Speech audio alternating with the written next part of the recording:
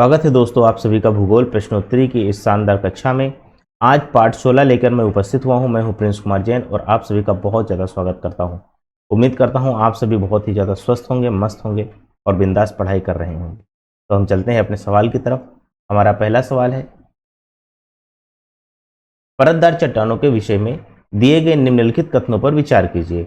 कथन नंबर 1 क्या दिया गया है? परतदार चट्टानें पृथ्वी की सतह पर जलीय तंत्र द्वारा निर्मित होती हैं। तो हम सबसे पहले ये जानते हैं कि परतदार चट्टानें कौन सी होती हैं। जो कि परतदार चट्टानें होती हैं वो अवसादी चट्टानें, अवसादी चट्टानें होती हैं। ये चट्टानें परतदार चट्टानें होती हैं। अगला सवाल हम देखते हैं।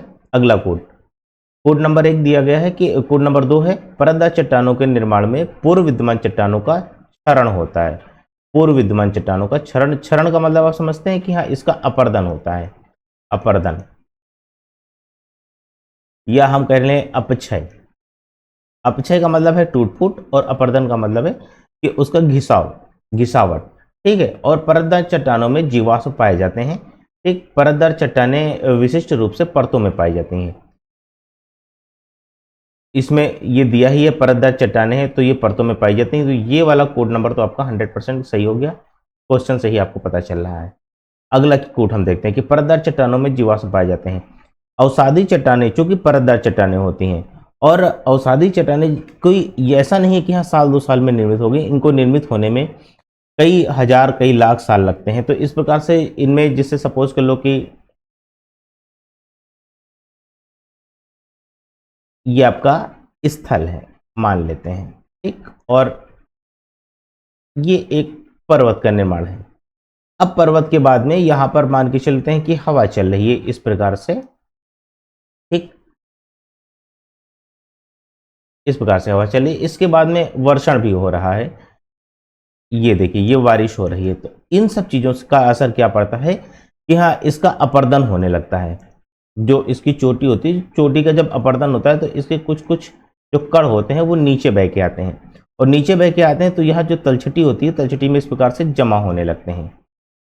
एक बार ये जमा हो गए, फिर साल दर साल बीतता गया और कड़ाएं और जमा होते चले गए। इसी में जब ये चूंकि जल है तो यहाँ पर मछलियां भी होंगी। ठीक, मछलियां भी होंगी और मछलियां पता चला कि इसमें मर गई आके, तो इनके जो अवशेष हुए ये भी इसी में दब गए इस प्रकार से। तो इनके अवशेष भी इसमें दब गए। तो ये चट्टानें परतदार के साथ साथ जैसे इसका अवशेष दब गया तो इसका जीवाश्म हो गया। तो यानी कि इसका मतलब है कि परतदार चट्टानों में जीवाश्म पाए जाते हैं। आपका कोड नंबर 3 भी सही हो जाएगा। इसके बाद ये है कोड नंबर 2, परतदार चट्टानों के निर्माण में पूर्व विद्यमान चट्टानों का क्षरण होता है। ये जो चट्टान है ये पूर्व विद्यमान चट्टान है और इसका क्षरण हो रहा है, यानी कि इसका अपक्षय भी हो रहा है और इसका अपरदन भी हो रहा है। इस प्रकार से इनका क्षरण भी होता है। तो कोड नंबर आपका 2 भी सही हो जाएगा। कोड नंबर 1 क्या है? परतदार चट्टानें पृथ्वी की सतह पर जलीय तंत्र द्वारा निर्मित होती हैं। हाँ, इन पर जल का प्रभाव रहता है, जल के साथ साथ इन पर वायु का भी प्रभाव रहता है और भूस्खलन इस प्रकार से अन्य बहुत सी गतिविधियों का प्रभाव रहता है। तो हम देखते हैं कि आपका कोड नंबर 1 और कोड नंबर 2, 3, 4 यानी कि 4 के चारों कोड सही हैं। तो ऑप्शन नंबर जो आपका डी है जिसमें 1, 2, 3, 4 चारों कोड सही हैं, ये आपका सही राइट आंसर हो जाएगा। अगले सवाल पे हम चलते हैं। अगला सवाल है हमारा, महान हिमयुग का संबंध किससे है? प्लीस्टोसीन से है, ओलिगोसीन से है, होलोसीन से है या इओसीन से है? तो जो महान हिमयुग हमारा था वो उसका संबंध प्लीस्टोसीन से है। और प्लीस्टोसीन जो युग था वो आज के 20 लाख वर्ष पूर्व से 20 लाख वर्ष पूर्व से ठीक 10,000 वर्ष पूर्व तक 10,000 वर्ष पूर्व तक का माना जाता है। तो इस प्रकार से जो हिमयुग, महान हिमयुग का जो संबंध था वो प्लीस्टोसीन युग से था। और जो इसका अंतिम समय था प्लीस्टोसीन युग का, उसमें महान जो हिमयुग की चादर थी वो सिमटने लगी थी। और उस समय जैसे सिमटने लगी चादर तो जो पुराने जीव थे या मान के चलो जो सर्वाइव कर चुके थे वो आए। इसके बाद में आदि मानव का निर्माण हुआ, मतलब आदि मानव आए। इस प्रकार से जो तो प्लीस्टोसीन युग के लगभग अंत तक आदि मानव आ गए थे। अगले सवाल पे हम चलते हैं। अगला सवाल है हमारा, ज्वालामुखी से सबसे अधिक कौन सी गैस निकलती है? ज्वालामुखी जब फटता है तो उससे बहुत सारी गैसें निकलती हैं और बहुत सारा मैग्मा निकलता है। और मैग्मा में खनिज भी होते हैं, धातुएं भी होती हैं और अधातुएं भी होती हैं। तो ये अलग अलग प्रकार के ज्वालामुखी पर निर्भर करता है। या किस ज्वालामुखी में कौन से तत्व अधिक पाए जाते हैं। इसमें पूछ रहा है कि कौन सी गैस सबसे अधिक निकलती है, जलवाष्प निकलता है या हीलियम निकलती है, सल्फर डाइऑक्साइड या कार्बन डाइऑक्साइड निकलती है। तो जब एक ज्वालामुखी फटता है तो उसमें सर्वाधिक मात्रा में जलवाष्प निकलता है, लगभग 60 to 90% के आसपास का जलवाष्प निकलता है।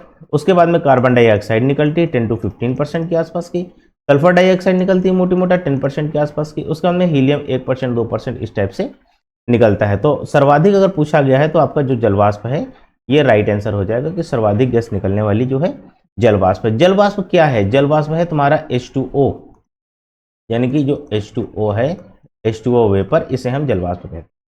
अगले सवाल पे चलते हैं। अगला सवाल है हमारा, निम्नलिखित में से कौन विश्व का सबसे ऊंचा ज्वालामुखी पर्वत है? Mount Pinatubo, mount Kilimanjaro, mount ताल या माउंट कोटोपैक्सी। इनकी हम सबकी ऊंचाई देखते हैं कि किसकी ऊंचाई कितनी है। तो माउंट पिनाटुबो की 1486 मीटर की ऊंचाई है।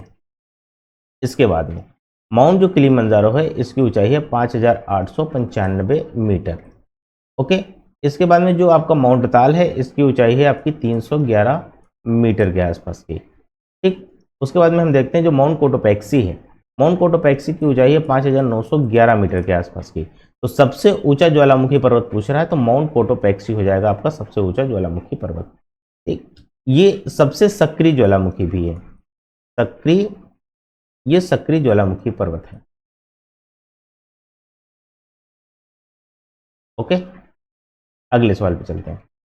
अगला सवाल है हमारा, निम्नलिखित में से कौन कायांतरित चट्टान का उदाहरण नहीं है? क्या है? कायांतरित चट्टान का उदाहरण नहीं है।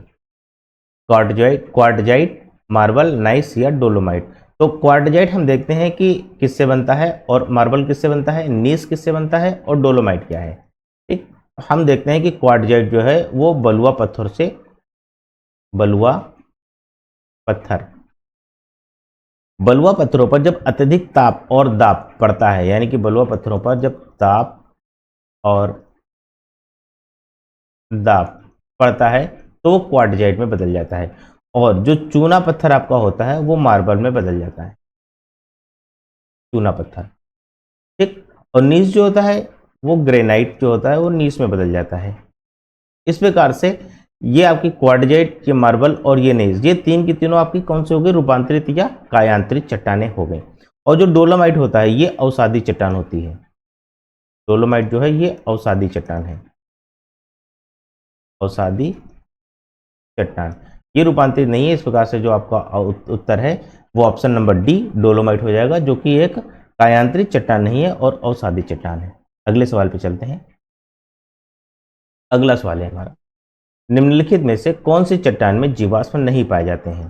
तो जीवाश्म किन चट्टानों में पाए जाते हैं और किन चट्टानों में नहीं पाए जाते हैं? तो आप सभी देखते हैं कि हाँ, कांग्लोमेरेट है, कांग्लोमेरेट है, ग्रेनाइट है, सेल है और बलुआ पत्थर है। इनमें जो चार ऑप्शन दिए गए, चार में आपके ग्रेनाइट ये आग्नेय चट्टान है, और जो कांग्लोमरेट है ये अवसादी है, सेल भी अवसादी है, और बलुआ पत्थर भी अवसादी चट्टान। ठीक है, तो जो ग्रेनाइट है वो आग्नेय चट्टान है, और आग्नेय जो चट्टानें होती हैं इनका तापमान बहुत अधिक होता है, क्योंकि मैग्मा जो होता है वो लगभग 700 डिग्री सेल्सियस के आसपास का इसका टेम्परेचर होता है। कोई भी जीवाश्म हो या कोई भी, मान के चलें कि पेड़ पौधे की डाली हो गई या मान के चले कोई जीव हो गया, वो 700 डिग्री सेल्सियस के टेम्परेचर में भस्म हो जाएगा, उसका कोई भी अवशेष शेष नहीं बचेगा। इस प्रकार से अगर देखा जाए तो जो ग्रेनाइट है इसमें जीवाश्म नहीं पाए जाते हैं। बाकी अवसादी चट्टानों में जीवाश्म पाए जाते हैं, वो कोई भी हो, चाहे सेल हो या बलुआ पत्थर हो या कि चूना पत्थर हो या कि कांग्लोमरेट हो। इस प्रकार की कोई भी अवसादी जो चट्टान होगी उसमें सभी में जीवाश्म पाए जाएंगे। आग्नेय चट्टान और रूपांतरित चट्टानों में जीवाश्म नहीं पाए जाते हैं। ठीक है, अगले सवाल पे चलते हैं। अगला सवाल है हमारा, राजस्थान मरुस्थल अथवा थार का मरुस्थल निम्नलिखित में से किसका विस्तार है? प्लियोसीन का है, पेलियोसीन का है, प्लिस्टोसीन एवं अभिनवजुमाओ का है या कि ओलिगोसीन का? जो थार का मरुस्थल है इसका विस्तार हुआ है आज के लगभग 70,000 वर्ष पूर्व, और जो आज के 70,000 वर्ष पूर्व का युग था वो किसका युग था? वो प्लीस्टोसीन का युग था। और प्लीस्टोसीन का युग कितना था? प्लीस्टोसीन का युग था आज के 20 लाख वर्ष पूर्व से 10,000 वर्ष पूर्व तक, 10,000 वर्ष पूर्व तक। तो इस प्रकार से जो आपका ऑप्शन सी है प्लीस्टोसीन, ये राइट आंसर हो जाएगा कि थार मरुस्थल का जो विस्तार है वो प्लीस्टोसीन युग का है। अगले सवाल पे हम चलते हैं। सी ऑफ ट्रैंक्विलिटी कहां पर है? Sea of tranquility, sea of tranquility को एक हम शांति का सागर भी कहते हैं, इसका एक दूसरा नाम भी है जो कि है शांति का सागर।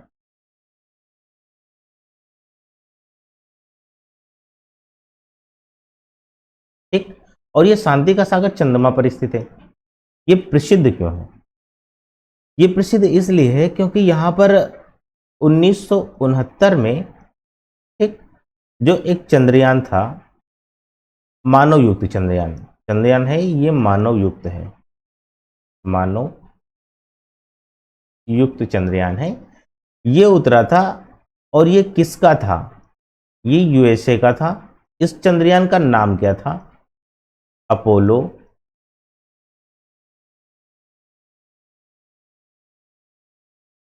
ठीक है,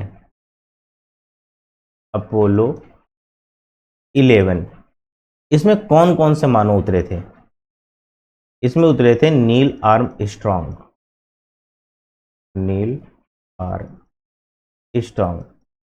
ये इसीलिए प्रसिद्ध है कि ये मानव युक्त पहला चंद्रयान था, इसका नाम अपोलो 11 है, और इससे नील आर्मस्ट्रॉन्ग ने चंद्रमा की सतह पर अपना कदम रखा था। इसे सी ऑफ ट्रैंक्विलिटी या शांति का सागर के नाम से जाना जाता है। यहाँ पर कोई समुद्र नहीं है, लेकिन ये एक जगह है, और उस वो मतलब जगह बेसाल्ट से निर्मित है, बेसाल्ट, और इस जगह को सी ऑफ ट्रैंक्विलिटी के नाम से जानते हैं, मतलब इसका नाम रख दिया गया है सी ऑफ ट्रैंक्विलिटी। अगले सवाल पे चलते हैं। अगला सवाल है हमारा, निम्नलिखित में से कौन सा ग्रह सौर मंडल का नहीं है? तो सौर मंडल का ग्रह कौन सा नहीं है? बुध है, प्लूटो है, शुक्र है और शनि है। जो ये प्लूटो ग्रह है, इसे 2006 में इंटरनेशनल एस्ट्रोनॉमिकल यूनियन के द्वारा ग्रह से हटा दिया गया है। क्या कर दिया गया है? ग्रह से हटा दिया गया है, यानी कि इसको ग्रह नहीं माना गया। फिर इसे क्या माना गया है? इसको क्षुद्र ग्रह माना गया, नहीं क्षुद्र नहीं, बौना ग्रह माना गया है, बौना ग्रह। और ग्रह मानने की कंडीशन क्या थी? ग्रह मानने की कंडीशन थी कि एक तो ग्रह गोल होना चाहिए, ठीक। ग्रह मानने की आईएयू ने ग्रह मानने की 3 शर्तें निर्धारित की थी। 3 शर्तों में पहली जो शर्त थी वो कि पिंड जो है वो गोल होना चाहिए, और दूसरा कि पिंड सूर्य का चक्कर लगाना चाहिए, सूर्य का चक्कर लगाना चाहिए। तो चूंकि ये जो ग्रह था प्लूटो आपका, ये गोल भी था और सूर्य का चक्कर भी लगा रहा था, लेकिन इनकी एक शर्त और थी।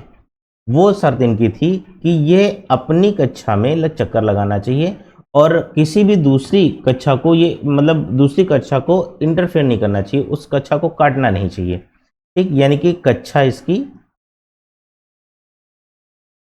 कक्षा जो तो अपनी कक्षा होनी चाहिए, कक्षा अपनी होनी चाहिए,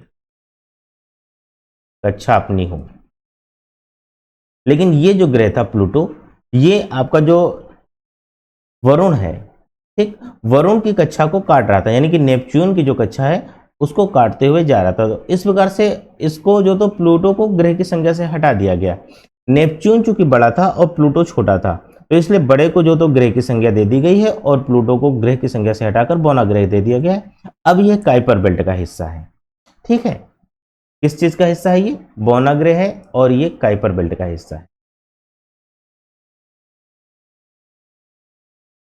ओके, अगले सवाल पे चलते हैं। अगला सवाल है हमारा, कौन से भारतीय राज्य की अधिकतम सीमा म्यांमार से स्पर्श करती है? मणिपुर है, अरुणाचल प्रदेश है, मिजोरम है और नागालैंड है। तो जो मणिपुर की सीमा है और अरुणाचल प्रदेश की सीमा है, वो कितनी कितनी सीमा है जो कि टच करती है? हम देखते हैं कि मणिपुर की 398 किलोमीटर की जो सीमा है वो अरुणाचल प्रदेश म्यांमार से स्पर्श करती है। इसके बाद जो अरुणाचल प्रदेश की है वो 520 किलोमीटर की सीमा है। वो म्यांमार को स्पर्श करती है। और मिजोरम की है 510 किलोमीटर की सीमा। नागालैंड की सबसे कम सीमा है 215 किलोमीटर। तो जो सर्वाधिक सीमा है वो आपकी अरुणाचल प्रदेश की है। इसमें पूछ रहा है कि अधिकतम सीमा म्यांमार से स्पर्श करती है, तो ऑप्शन नंबर बी आपका हो जाएगा कि अरुणाचल प्रदेश, जिसकी 520 किलोमीटर की जो सीमा है वो म्यांमार देश से स्पर्श करती है। आज के लिए इतना ही, मिलेंगे किसी और वीडियो में, तब तक के लिए जय हिंद।